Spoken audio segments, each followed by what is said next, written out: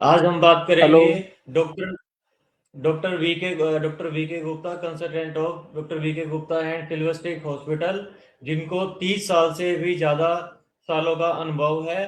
और काफ़ी से ज़्यादा इन्होंने जो है सर्जरी अभी तक सक्सेसफुली कर दी है, और बहुत सारे इनके सेटिस्फाई जो है वो क्लाइंटेज हैं। आज हम बात जी, करेंगे सर कि ब्रेन स्ट्रोक इंसिडेंट काफ़ी ज़्यादा बढ़ रहे हैं, इसका क्या कारण है? देखिए ब्रेन स्ट्रोक, जबकि आजकल हम ये बात जनवरी में कर रहे हैं, सर्दी का टाइम है, इसमें ब्रेन स्ट्रोक के इंसिडेंस ऐसे भी बढ़ जाते हैं। बाकी और हम देखें तो ब्रेन स्ट्रोक के बढ़ने के कारण क्या है कि हमारी जो रूटीन हैबिट्स हैं, फूड डाइटरी हैबिट्स हैं, वो काफ़ी ज़्यादा डिस्टर्ब हो गई है। ज़्यादातर लोग आजकल फास्ट फूड, स्पाइसी फूड की ओर फोकस करते हैं। साथ में मैं ये भी देखता हूँ कि आजकल नॉन वेज कंजम्पशन और अल्कोहल का कंजम्पशन बहुत ज़्यादा बढ़ गया है, स्पेशली यंग एज में। और जो स्ट्रेस फैक्टर होता है वो भी काफ़ी हद तक इसको कंट्रीब्यूट करता है स्ट्रोक को, क्योंकि जब भी आप टेंशन होंगे तो इनवेरिएबली आपका ब्लड प्रेशर बढ़ेगा बढ़ेगा और बॉडी में हार्मोन चेंजेस आएंगे आएंगे।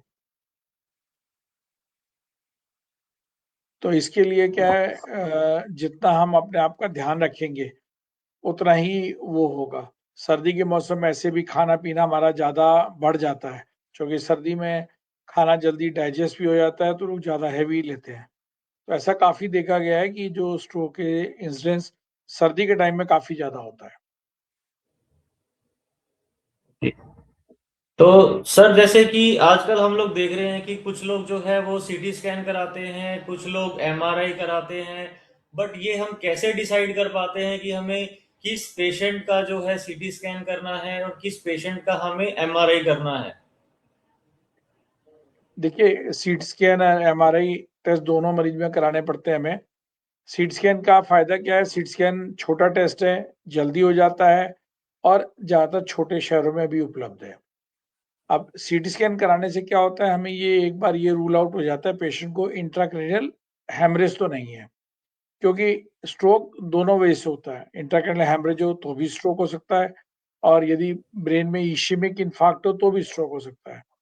तो सीटी स्कैन कराने से हमें प्राइमरीली ये रूल आउट हो जाता है पेशेंट को ब्लीडिंग तो नहीं है, ताकि हम उसको तुरंत जल्द से जल्द जो है खून पतला करने की दवा शुरू कर सकें। लेकिन क्या होता है, सीटी स्कैन के और एमआरआई के अपने लिमिटेशंस हैं। यदि मान लो पेशेंट को इश्यमिक इन्फार्क्ट है तो सीटी स्कैन में नहीं दिखाई देगा। इवन एमआरआई भी हम करेंगे तो चांसेस है पहले 6 आवर्स में इन्फार्क्ट ना दिखाई दे, ब्रेन में जो डैमेज होता है वो ना दिखाई दे। इसलिए ज़्यादातर हम एक बार स्क्रीनिंग कराते हैं और पेशेंट का 24 आवर्स बाद रिपीट एमआरआई या सीटी स्कैन जो भी फैसिलिटी होती है वो ज़रूर कराते हैं, ताकि हमारा लाइन ऑफ ट्रीटमेंट डिसाइड हो सके। तो इसमें कोई वो नहीं है कि भाई सीटी स्कैन कराना ज़रूरी है, एमआरआई कराना ज़रूरी है। मेन तो मुद्दा है हमें पहले ये रूल आउट करना है कि पेशेंट को ब्लीड है या इश्यमिक इन्फार्क्ट है।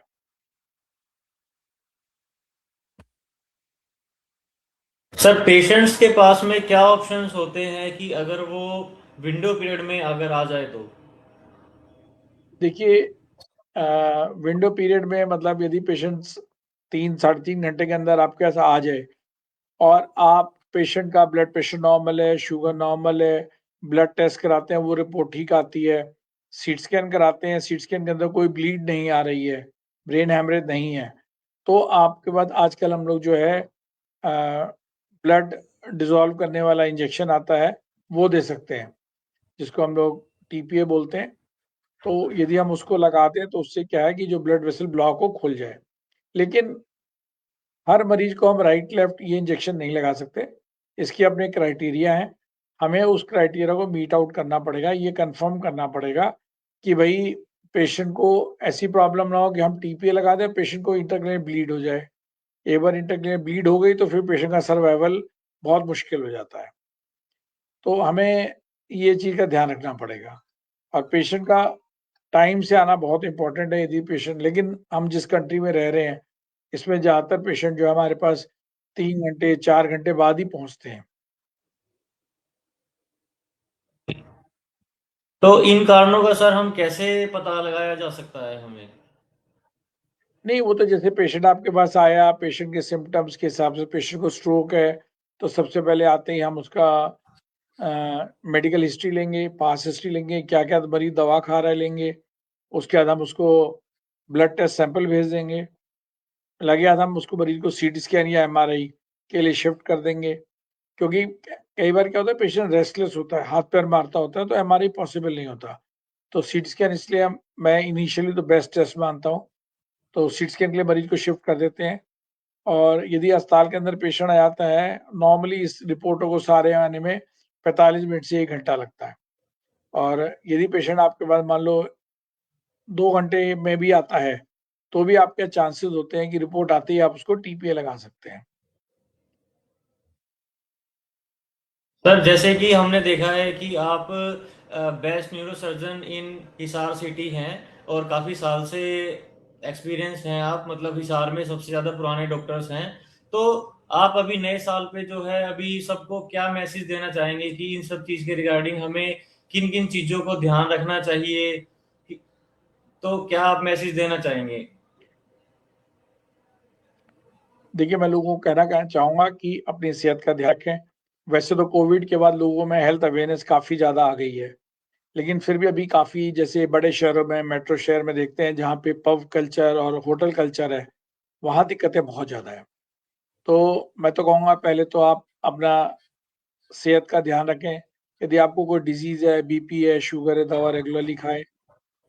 डाइट की मैं बात करूँगा तो डाइट में आप नमक का, स्पाइसी, फ़ास्ट फूड जितना कम से कम ले सकें उतना है। दूसरा टाइम से खाना खा लें। बहुत सारे लोग काम में इतने बिज़ी होते हैं कि टाइम से खाना नहीं खा पाते। इसके अलावा रेगुलर एक्सरसाइज़ेज़ करें। रेगुलर एक्सरसाइज़ेज़ में मॉर्निंग वॉक है, इवनिंग वॉक है, जॉगिंग है, जिम है, ये सब आप कर सकते हैं। तो उससे क्या है, हर बॉडी का ऑर्गन जो है एक्टिवली इन्वॉल्व रहता है। टाइम से नींद लेना बहुत ज़रूरी है। बहुत सारे लोग क्या है 2-2 3-3 बजे तक जगे रहते हैं काम के लिए। अर्ली मॉर्निंग भी उठ के काम करना पड़ता है। तो नींद भी अपने को एडुकेट लेनी बहुत ज़रूरी है। और मैं तो ये कहूँगा कि भई अपना एक हेल्थ का भी टारगेट बना के रखें। जैसे हम अपना फाइनेंशियल बजट बनाते हैं, ऐसे में हेल्थ का भी एक बजट होना चाहिए ताकि कोई भी आदमी हो, सेहतमंद रहे।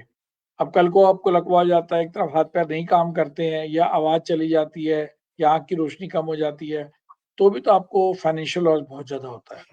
तो अपनी हेल्थ का ध्यान रखें और जो है इन सारी चीज़ों को फ़ॉलो करें।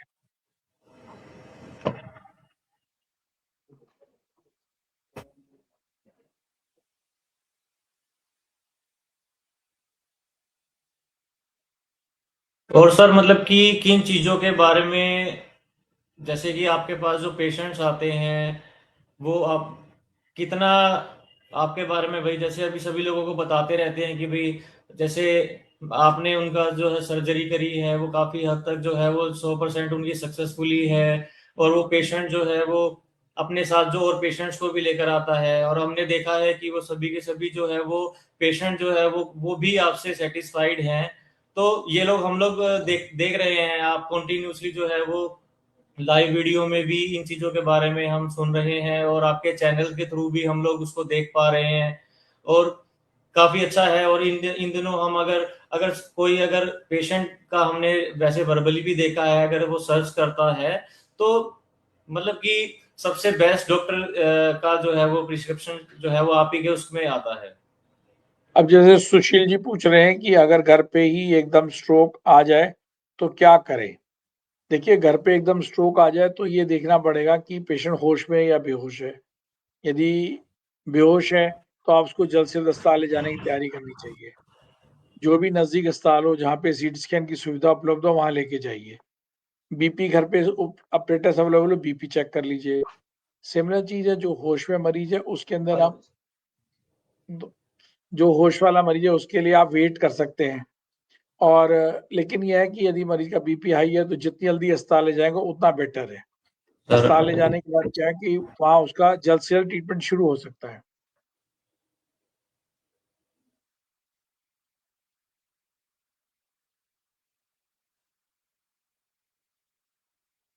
मुकेश शर्मा जी पूछ रहे हैं, सर स्ट्रेस को कैसे कम करें? स्ट्रेस को कम करने का तरीका एक ही है कि हम रेगुलर योगा, प्राणायाम और एक्सरसाइज करें और अपनी ज़िंदगी में टारगेट सेट करके रखें। जैसे one work at a time. Normally क्या होता है, जो आजकल हालत है, लोग मल्टीटास्किंग बहुत ज़्यादा करते हैं। एक बार काम करते हुए कई सारे काम करते होते हैं। तो उसके अंदर क्या है कि आप one work at a time करेंगे तो आपको स्ट्रेस कम होगा और काम पे फोकस भी ज़्यादा रहेगा। तो इससे आप स्ट्रेस कम कर सकते हैं अपना।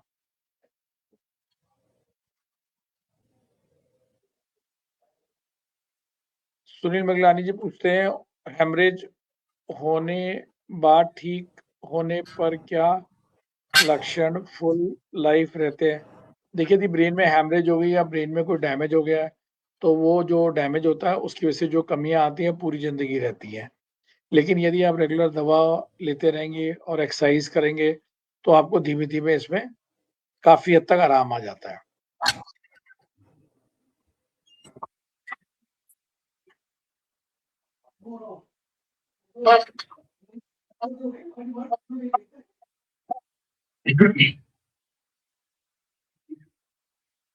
अब हम बात करेंगे डॉक्टर अशोक कुमार जी से, जो कि वीके न्यूरो हॉस्पिटल के अंदर जो है अपनी सेवाएं दे रहे हैं, जिनको 13 साल से भी ज्यादा वर्षों का अनुभव है और काफी ज्यादा इनके सेटिस्फाई जो है वो क्लाइंट पेशेंट रहे हैं। तो सर, आज हम बात करेंगे कि सर स्ट्रोक में फास्ट क्या क्या मीनिंग्स हैं। Good afternoon everyone. जैसा कि हमने आगे सेशन रखा है स्ट्रोक के बारे में, तो जो फास्ट का जो मीनिंग है स्ट्रोक में, ये एक्चुअली क्या है, इसके सिम्टम्स जो हैं उसको देखने के लिए है। एक निमोनिक है फास्ट, FAST। एफ से होता है फेस ड्रूपिंग, ए से है आर्म की weakness. Means face drooping means चेहरा एकदम से टेढ़ा हो जाना, या चेहरा एक तरफ से टेढ़ा बनाना और एक तरफ का चेहरा नीचे की तरफ गिर जाना। ए से आर्म वीकनेस, हम पूछेंगे पेशेंट से कि भी अपनी हाथ उठा के दिखाओ, तो उसमें हाथ में वीकनेस होगी। और एस मीनिंग होता है स्पीच, मतलब स्पीच में डिफिकल्टी होगी। जैसे कोई बोलने में दिक्कत, ऑल्टर्ड स्पीच होगी या बोल नहीं पाएगा पेशेंट। और टी मीन्स होता है time to call an emergency, मतलब अगर किसी को भी ये दिक्कतें लग रही हैं इस टाइप की जो बताया हमने, तो उसको it's a time to call an emergency services, means time to call a doctor and हमें जल्द से जल्द डॉक्टर के पास पहुंच जाना चाहिए, ये है। और बल्कि आजकल तो ये फास्ट की जगह बी फास्ट है, BEFAST। बीई मतलब होता है कुछ सिम्टम एड ऑन और हो गए हैं। B means balancing difficulty, means किसको चलने फिरने में डिफिकल्टी होना, बैलेंस ना बना पाना। और ई मींस आई में कोई मतलब आई प्रॉब्लम, मींस कोई विजन में कोई हैम्पर हो जाना, मींस ब्लड विजन हो जाना। अगर किसी को भी इस तरह के सिम्टम लगते हैं, आप घर में हैं या बाहर हैं, कहीं भी हैं, तो अपने को तुरंत डॉक्टर के पास कंसल्ट करने की जरूरत है। सर, जैसे कि हमने सुना है कि अगर कोई विंडो पीरियड का कोई अगर कंसेप्ट है, तो उसमें स्ट्रोक में ये क्या होता है, इसकी क्या इंपॉर्टेंस है? देखो, अगर हम विंडो पीरियड की बात करें तो विंडो पीरियड वो टाइम है जिसमें हम एज अर्ली एज पॉसिबल अगर टाइम से किसी अपने प्रॉपर डॉक्टर से कंसल्ट करके ट्रीटमेंट स्टार्ट कर देते हैं, तो अपने अच्छी रिकवरी होने के चांसेस बहुत ज्यादा हैं। यूजुअली अगर हम बात करते हैं इस्मिक स्ट्रोक में, मतलब दिमाग की नस रुक जाए, तो इस केस में विंडो पीरियड हम मानते हैं 4 घंटे का रहता है। मतलब अगर हम, इसका मीनिंग ये है कि अगर हम 4 घंटे के अंदर अंदर डॉक्टर के पास, एक कंसल्ट डॉक्टर के पास पहुंच जाते हैं और अपना ट्रीटमेंट शुरू कर देते हैं, तो अपना आप अच्छी रिकवरी के चांसेस स्ट्रोक के केस में। सर, जैसे कि ब्रेन हेमरेज की बात करें तो ब्लड ब्लड प्रेशर के अलावा जो है वो क्या क्या करे कि उसमें वो ब्रेन हेमरेज के जो सिम्टम्स है या जो भी चीजें है वो कैसे देखो, जैसा कि अभी हम डिस्कस कर रहे हैं स्ट्रोक के बारे में, तो स्ट्रोक एक तो दिमाग की नस का बंद हो जाना, या फिर दिमाग की नस में कोई लीकेज हो जाना, मतलब दिमाग की नस में कोई रिसाव हो जाना। इन ये दो फॉर्म है स्ट्रोक की। दोनों में से जो कॉमन जो फॉर्म है स्ट्रोक की वो है दिमाग की नस का रुक जाना। आप अगर हम परसेंटेज की बात करते हैं तो 80%, अराउंड 80% जो केस होते हैं वो मिलते हैं कि दिमाग की नस के अंदर ब्लॉकेज हो जाना, और जो रेस्ट अराउंड 20% के आसपास जो केस मिलते हैं हमें, वो हमें मिलते हैं दिमाग की नस के अंदर लीकेज हो जाना। जैसा कि अभी हमने किया कि जो जो मेजर रिस्क फैक्टर जो रहते हैं स्ट्रोक के, uncontrolled blood pressure, diabetes mellitus, या फिर और अपना ये स्मोकिंग है, ड्रिंक है, ओल्ड एज है, और अपना अनहेल्दी लाइफस्टाइल है, ओबेसिटी है, ये है। और सीटी स्कैन में ही पता लगेगा हमें कि ब्रेन की नस में लीकेज हुई है या फिर नस के अंदर ब्लॉकेज हुई है। कॉमनेस कारण हाइपरटेंशन है। और अगर जैसे आपने पूछा आपने कि ब्लड प्रेशर के अलावा और क्या कारण है दिमाग की नस में लीकेज के, तो अगर हम कॉमन कारण की अगर बात करते हैं तो एक एन्यूरिज्म करके एक डिजीज होती है, जिसके अंदर क्या होता है कि सिंपल भाषा में कहें तो एक नस का एक गुब्बारा बन जाता है, और नस का गुब्बारा बन जाता है, जो ही प्रेशर बढ़ेगा, ब्लड प्रेशर बढ़ेगा तो वो लीक कर जाता है। तो सिंपल ब्लड प्रेशर के अलावा ये एन्यूरिज्म है, और एक एवीएम भी होता है, जिसके अंदर एक नसों का गुच्छा बन जाता है दिमाग के अंदर, कई बार वो नसों का गुच्छा भी रप्चर कर जाता है। तो नसों का गुच्छे का रप्चर होना या नस का कोई गुब्बारा बन के फट जाना, ये एक ब्लड प्रेशर के अलावा और कारण है दिमाग की नस में लीकेज होने के।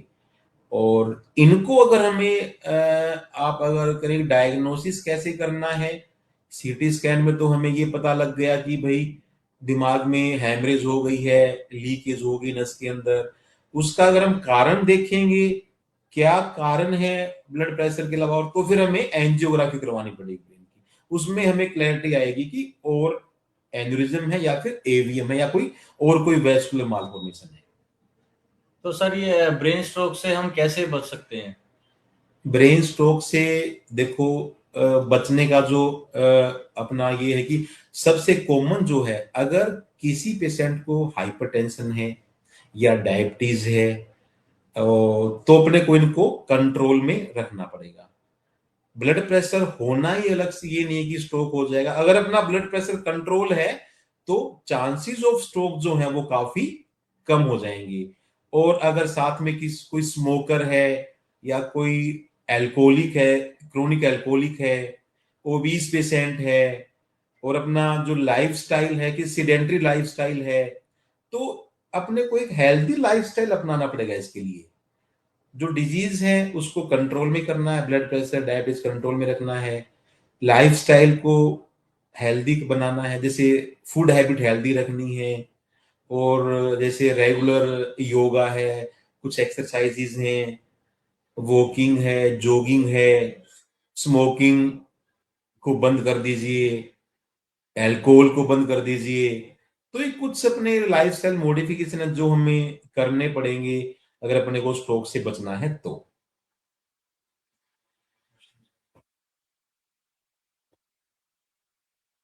एक रविंदर सोनी जी एक क्वेश्चन पूछ रहे हैं कि स्ट्रोक वाले पेशेंट में जो डेफिसिट है क्या वो पूरी उम्र रहता है क्या? देखो, जो ऐसा नहीं है। स्ट्रोक में जो डेफिसिट किसी को आ गया, सपोज करो किसी की स्पीच चली गई या हाथ पैर की कमजोरी आ गई है, अगर हम विंडो पीरियड में अगर हम ट्रीटमेंट करवा लेते हैं तो फिर काफी ज्यादा चांस है कि पेशेंट का वो डेफिसिट इंप्रूव कर जाए। अगर हम विंडो पीरियड के बाहर, मतलब अगर हम विंडो पीरियड से लेट अपना ट्रीटमेंट स्टार्ट कराते हैं तो फिर रहता है कि इट विल टेक टाइम, उसमें फिर टाइम लगेगा, और कितना टाइम लगेगा दैट इज अनएक्सपेक्टेड। बट ये है कि फिर हमें उसके फिजियोथेरेपी है, रिहेबिलिटेशन है, ऑनगोइंग मेडिसिन हैं, वो चलेंगी, और फिर धीरे धीरे करके मे बी वो चीजें इंप्रूव कर जाएं अपनी। ये है।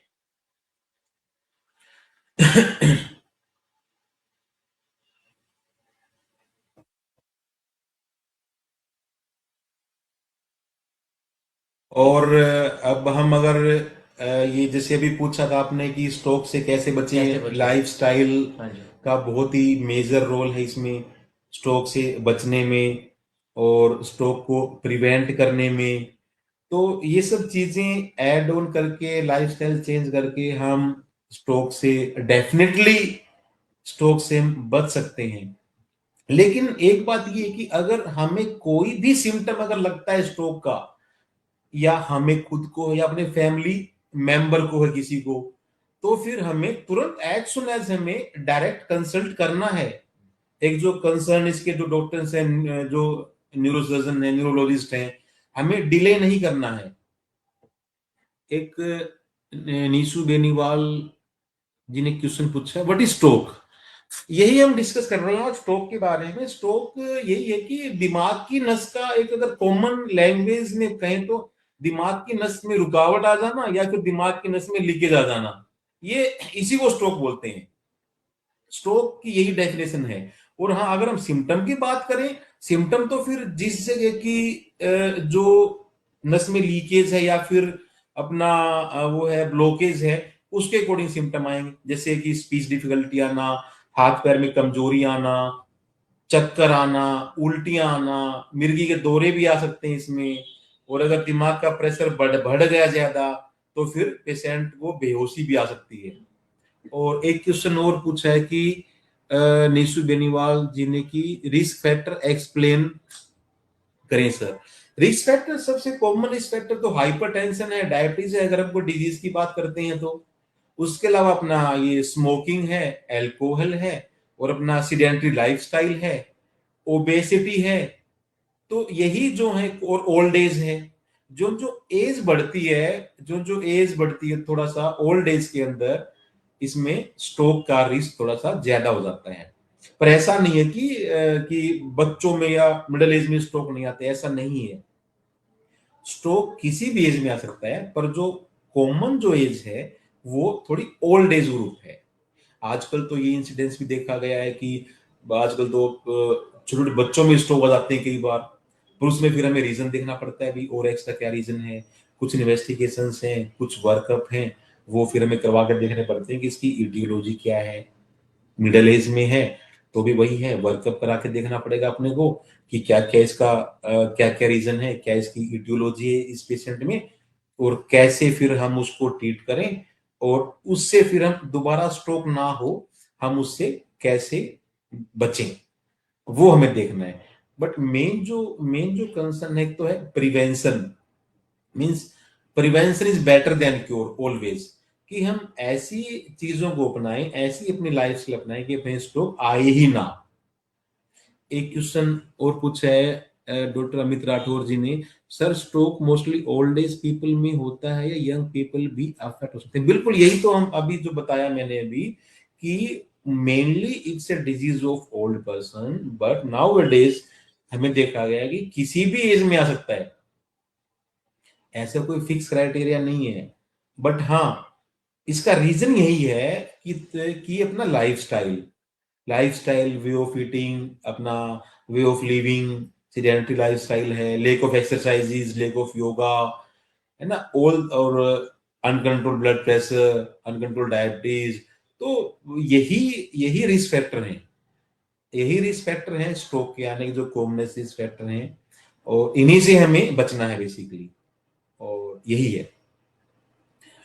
तो ये आज का हमारा जो सेशन है ये स्ट्रोक पे था। अगर आपको भी इससे रिलेटेड कोई भी अगर कोई क्वेश्चन है या कोई डाउट है या कोई क्वेरी है, तो आप हमसे कोई भी क्वेश्चन पूछ सकते हैं, हम आपका रिप्लाई करेंगे, हम आपको रिप्लाई भेजेंगे।